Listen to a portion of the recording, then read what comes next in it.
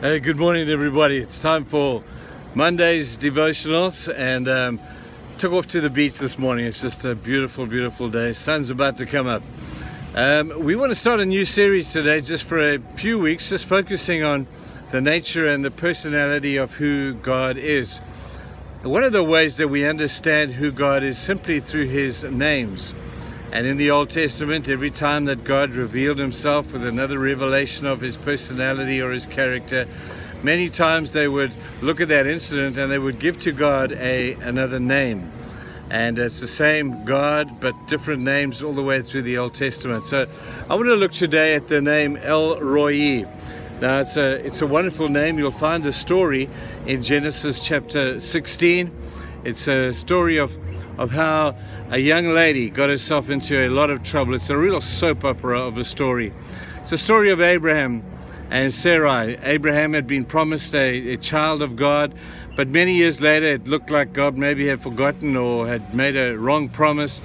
So Sarai decided to take the law into her own hands, and so she went to Abraham and said, "Hey, you've got a little handmaiden here. Why don't you have a child of her?" Her name was Hagar. When Hagar fell pregnant, everything changed.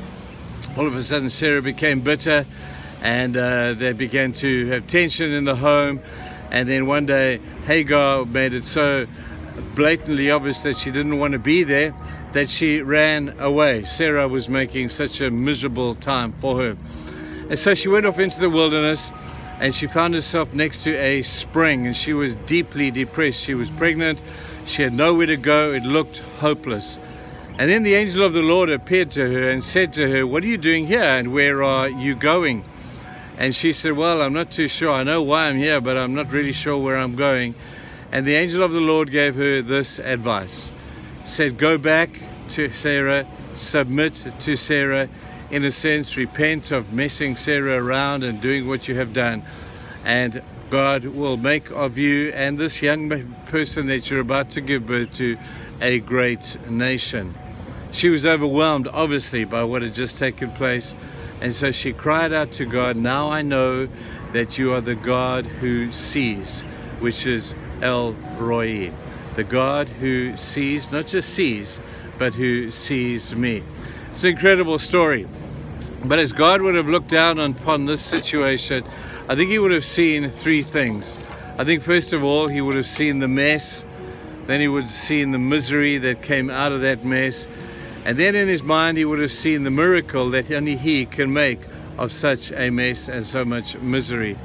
And so this is the story of how God turned a bad situation into one that he was able to use for his glory. Now, there are always three ingredients for a mess. There's basically three types of people involved in this. There are those people who cause problems. There are those people who can't see problems.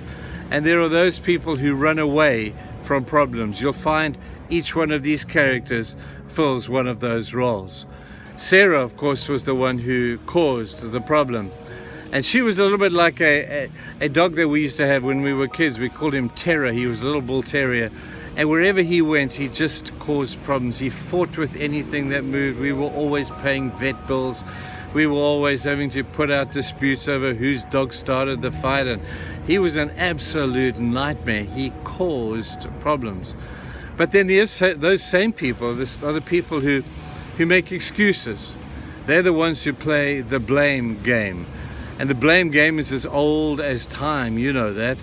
Adam and Eve played the blame game in the Garden of Eden, where Adam blamed Eve and Eve blamed a certain serpent, and ever since then people have just tried to excuse their behavior by trying to find somebody to blame. Now Eve blamed the snake, and how low can you go if you have to do that? But the first step to recovery in any situation is the step of acknowledging, is the step of taking responsibility. If no one will take responsibility, this thing will just accentuate and go on and on and on, and the misery is going to get deeper and deeper and deeper. I love the example of the prodigal who got himself into a bit of a mess as well, and he ended up in misery too, but at least he did the right thing. When he was in the pigsty, he says, "I have sinned. I have messed up. and I will go back to my Father, and I will make a speech, and I will say, Father, I have sinned against heaven and against you, and I am no longer worthy to be called your son. Now, there's not great theology in that from a Christian perspective, but I've got to tell you, people, that you've got to take your hat off to this young man. At least he acknowledged that he was the source of the problem. He came, it says in the Bible, to his right mind. Well, let me stop there for today and say to you, what's your life looking like? Got a bit of a mess going on. Maybe there's a bit of misery around the place. Well, let me suggest to you, stop looking for a way out. Stop looking for somebody else to blame. Stop looking for some scheme that you can make yourself look better than you actually are. 80% of the problem will be solved if you will just acknowledge that you are the source of the problem.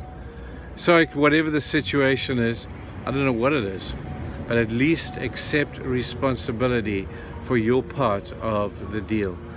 I love what the prodigal looked at, and I think the terminology is fantastic. The fact that it says he came to his right mind. It's a good place to come to when you're in a mess and you're in a crisis. Have a look at your life today, folks. See what's happening. If there's mess and there's crisis and there's shame and there's pain, first thing you've got to do is look for your role in this and take responsibility. I really hope you'll do that, because we have an awesome God. A God who's able to make a miracle out of a mess. We'll talk about that tomorrow. Have a great day.